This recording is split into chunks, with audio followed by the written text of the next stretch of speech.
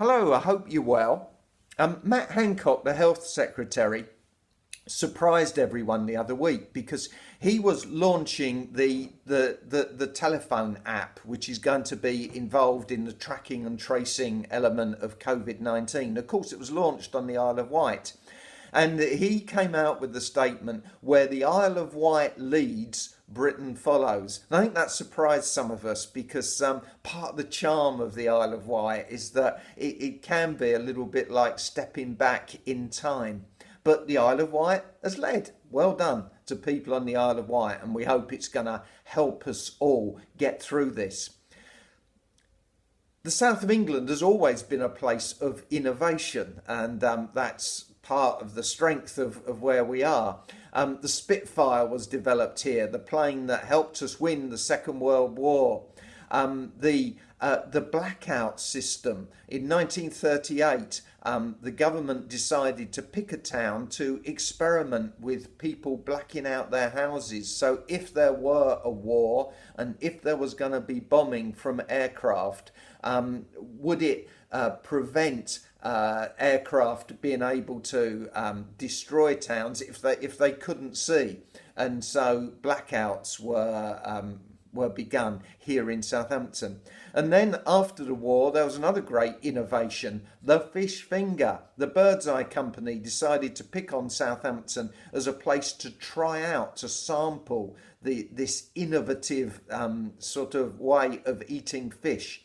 And so they tried codfish fingers and herring fish fingers. Unfortunately, good taste won out. And so we have the codfish finger today. Innovation, new things, is going to be very important in these coming days. People talk about the new normal, don't they? And we're going to have to get used to doing things differently. I think it's always been so. But I think none of us really like new things. I've heard lots of church leaders say, oh, I love change. But I think they only love change if they're in control of it. If it's a change they're bringing, they're really happy.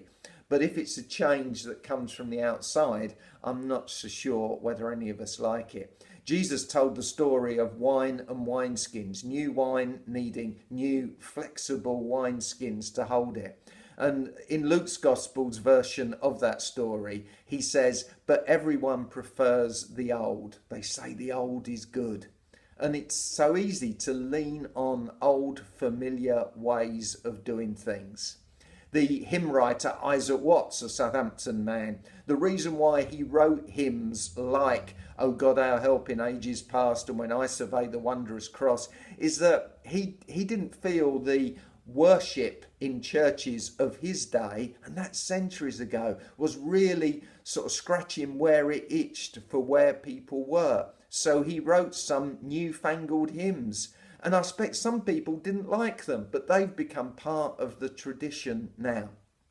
Now today is Pentecost Sunday, it's known as in the church, and people say that's the birthday of the church. You see, what happened was there was 120 believers just after the death and resurrection and then the ascension of Jesus back up into heaven.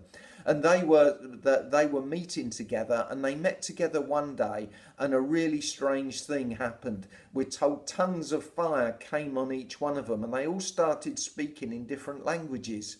And in Jerusalem, the city where they were at that time, there was people from all over the known world. And we're told they all heard them speaking in their own language, telling the glories of God. It was languages they'd not learned, but somehow supernaturally were able to speak out. And on that day, 3,000 people were added to the church. So the church grew from 120 believers to 3,000. And it's very easy to say, oh, that must have been wonderful. What an amazing day. But I bet some people didn't like it. Oh dear, I used to know everyone in this church. I used to be able to sit over there and I can't anymore because someone else is sitting there. And it's not the same anymore. It used to be so nice and intimate. And I really think we need to guard about that. And I think we're going to have to be open to new things. We're told that those believers dedicated themselves to 4 aspects of church life: teaching, fellowship, breaking of bread and prayer. And those things are changing. A lot of teaching is now coming out on video and online, and that's very good. We found new ways of bringing teaching. Those of you that are watching this now, that it's new, isn't it? It wouldn't have happened not many years ago. Fellowship. We need to, fellowship's going to be strange when churches are allowed to meet and we need to stand 2 meters away and we'll say to people, hello, how are you? And that's going to be very strange, isn't it? We're going to have to get used to it. Breaking of bread will be different. The communion service, because we need to make sure that's kept healthy as well. And that's not a way of passing around germs. And prayer, well, prayer on our own is fine, but prayer with others, again, that will have to change. Once seemed so intimate. So I think my challenge for today is let's get used to change. Someone once said, constant change is here to stay. We're all going to have to get used to that.